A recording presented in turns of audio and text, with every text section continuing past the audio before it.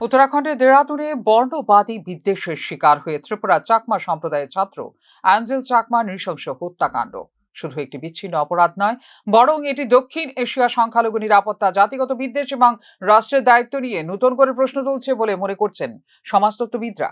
এই ঘটনাটি এমন এক সময় সামনে এসেছে যখন প্রতিবেশী বাংলাদেশেও সংখ্যালঘু জনগোষ্ঠী, বিশেষ করে পাহাড়ি ও আদিবাসী সম্প্রদায়গুলোর নিরাপত্তা নিয়ে বাড়ছে উদ্বেগ। বাংলাদেশের সাম্প্রতিক সময়ে রাজনৈতিক অস্থিরতা, সামাজিক মেরুকরণ এবং আইনের শাসন নিয়ে বিতর্ক ক্রমশ তীব্র হয়েছে।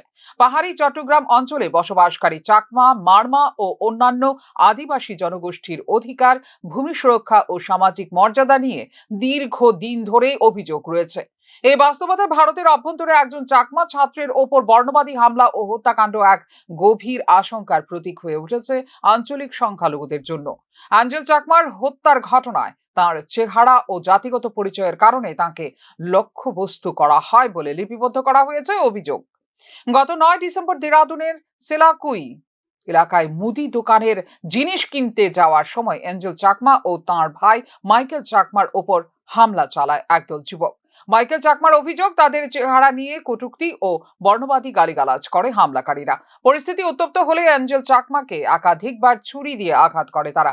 গুরুতর আহত অবস্থায় তাঁকে দেরাদুনের একটি হাসপাতালে ভর্তি করা হয়, যেখানে গত 2 সপ্তাহ ধরে আইসিইউতে চিকিৎসাধীন ছিলেন এঞ্জেল চাকমা। শেষ পর্যন্ত মৃত্যুর কোলে ঢলে পড়েন বর্ণবাদের শিকার ত্রিপুরার এই ছাত্র।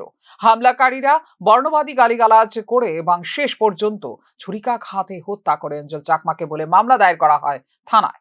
এই ঘটনাটি দেখিয়ে দেয় যে এখনো নিরাপত্তাহীনতার মুখে রয়েছেন শিক্ষার জন্য অন্য রাজ্যে পাড়ি দেওয়া উত্তর পূর্ব ভারতের ছাত্রছাত্রীরা। উন্নয়ন ও একতার কথা যতই বলা হোক না কেন, সমাজের গভীরে প্রথিত জাতিগত বিদ্বেষ প্রাণঘাতী হয়ে উঠছে বলেও মনে করছেন সংশ্লিষ্ট মহল। বাংলাদেশের বর্তমান পরিস্থিতির সঙ্গে এই ঘটনার মিল খুঁজে পাওয়া কঠিন নয়।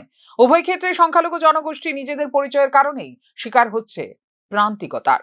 রাজনৈতিক সদিচ্ছা ও কঠোর আইনি ব্যবস্থা না থাকলে এই ধরনের অপরাধ শুধু সীমান্তের এপার ওপারে নয়, বিপন্ন করতে পারে গোটা অঞ্চলের সামাজিক স্থিতিশীলতাকে। এই প্রেক্ষাপটে ন্যায় বিচারের দাবি কেবল একটি রাজনৈতিক বক্তব্য নয়, বরং এটি উত্তর পূর্ব ভারত ও প্রতিবেশী দেশগুলো সংখ্যালঘুদের সম্মিলিত ক্ষোভের প্রতিফলন বলেও মনে করছেন বিশ্লেষক মহল। বর্ণবাদ ও জাতিগত ঘৃণার বিরুদ্ধে রাষ্ট্র কতটা কার্যকর ভূমিকা নিতে পারছে তা নিয়ে উঠছে প্রশ্ন। অ্যাঞ্জেল চাকমার মৃত্যু আমাদের মনে করিয়ে দেয়, উন্নয়ন, শিক্ষা ও গণতন্ত্রের দাবির পাশাপাশি সংখ্যালঘু নিরাপত্তা নিশ্চিত করা এখন দক্ষিণ এশিয়ার জন্য এক জরুরি চ্যালেঞ্জ। এই চ্যালেঞ্জ মোকাবেলায় ব্যর্থ হলে ভবিষ্যতে এমন হত্যাকাণ্ড আরো বাড়বে, যা শুধু মানবিক বিপর্যয়ই নয়, মারাত্মক হুমকি হয়ে উঠবে আঞ্চলিক শান্তির জন্য। অ্যাঞ্জেল চাকমার মৃত্যুর ঘটনায় এখনো পর্যন্ত 5 জনকে গ্রেপ্তার করেছে পুলিশ।